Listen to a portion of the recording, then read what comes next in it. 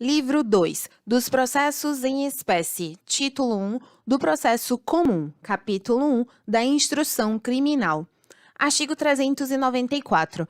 O procedimento será comum ou especial. Parágrafo 1º. O procedimento comum será ordinário, sumário ou sumaríssimo, inciso 1. Ordinário, quando tiver por objeto crime cuja sanção máxima cominada for igual ou superior a 4 anos de pena privativa de liberdade.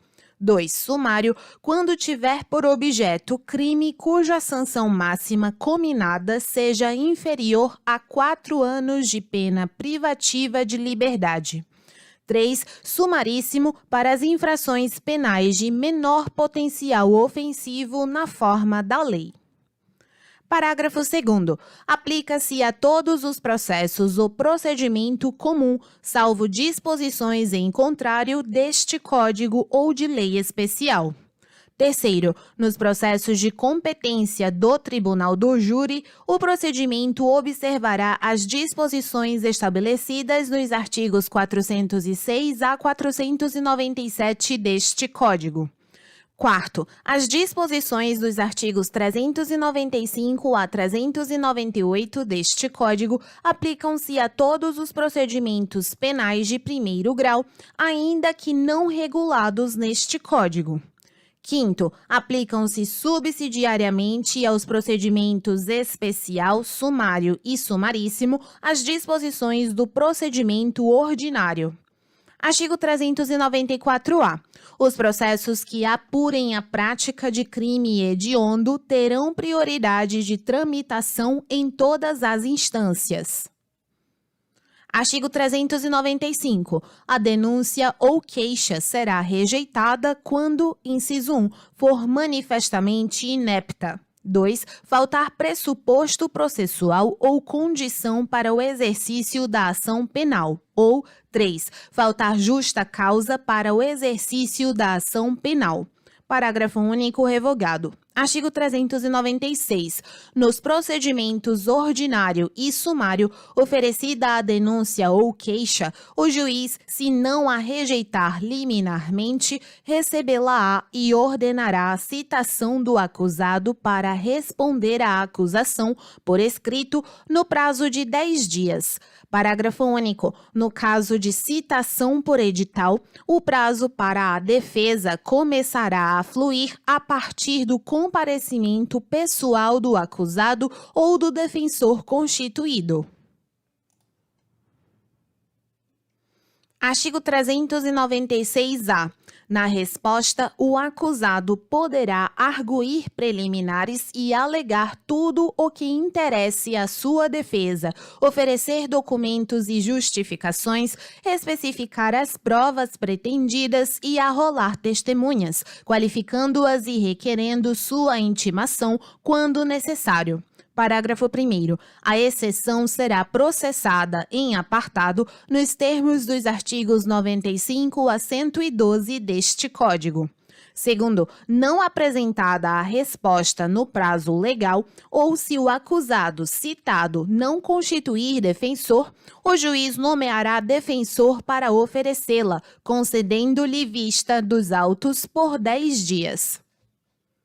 Artigo 397. Após o cumprimento do disposto no artigo 396-A e parágrafos deste Código, o juiz deverá absolver sumariamente o acusado quando verificar, inciso 1, a existência manifesta de causa excludente da ilicitude do fato.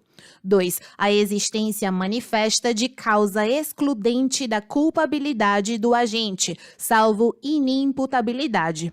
3. Que o fato narrado evidentemente não constitui crime. Ou 4. Extinta a punibilidade do agente.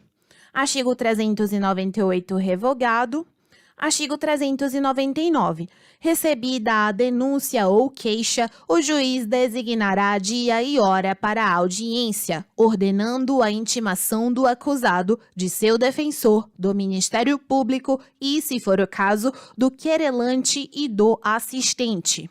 Parágrafo 1º. O acusado preso será requisitado para comparecer ao interrogatório, devendo o poder público providenciar sua apresentação. Segundo, o juiz que presidiu a instrução deverá proferir a sentença.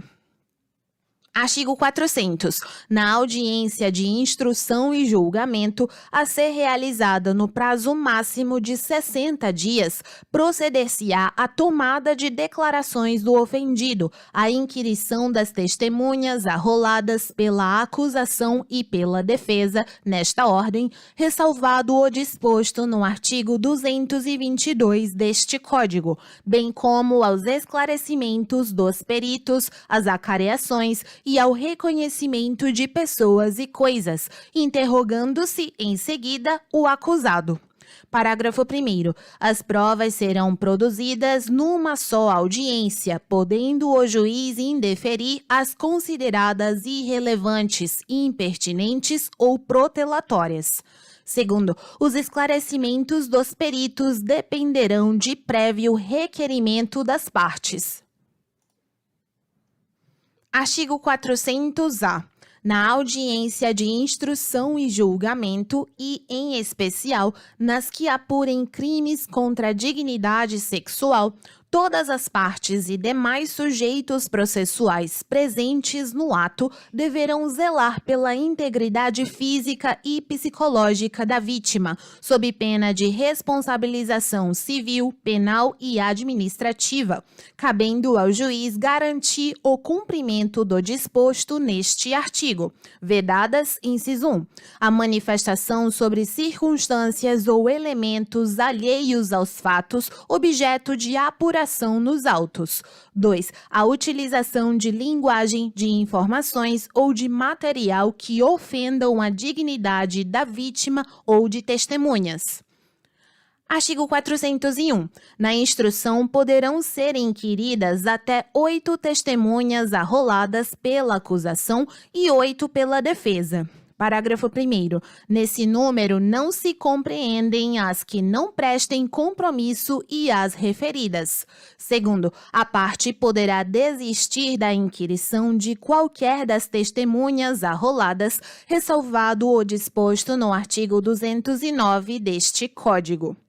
Artigo 402. Produzidas as provas, ao final da audiência, o Ministério Público, o querelante e o assistente e, a seguir, o acusado, poderão requerer diligências cuja necessidade se origine de circunstâncias ou fatos apurados na instrução.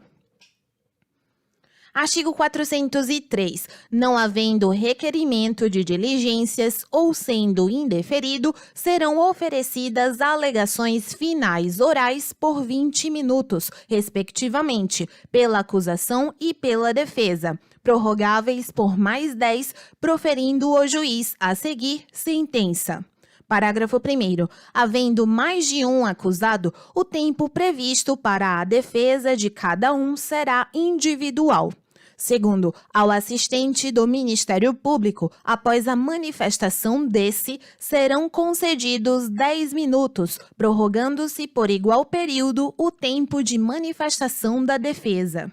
Terceiro, o juiz poderá, considerada a complexidade do caso ou o número de acusados, conceder às partes o prazo de 5 dias sucessivamente para a apresentação de memoriais. Nesse caso, terá o prazo de 10 dias para proferir a sentença. Artigo 404. Ordenado diligência considerada imprescindível, de ofício ou a requerimento da parte, a audiência será concluída sem as alegações finais. Parágrafo único. Realizada em seguida a diligência determinada, as partes apresentarão, no prazo sucessivo de 5 dias, suas alegações finais, por memorial, e, no prazo de 10 dias, o juiz proferirá a sentença. Artigo 405. do ocorrido em audiência será lavrado o termo em livro próprio, assinado pelo juiz e pelas partes, contendo breve resumo dos fatos relevantes nela ocorridos. Parágrafo 1º. Sempre que possível, o registro dos depoimentos do investigado, indiciado, ofendido e testemunhas será feito pelos meios ou recursos de gravação magnética, estenotipia, digital ou técnica similar, inclusive audiovisual, destinada a obter maior fidelidade das informações. Segundo, no caso de registro por meio audiovisual, será encaminhado às partes cópia do registro original, sem necessidade de transcrição.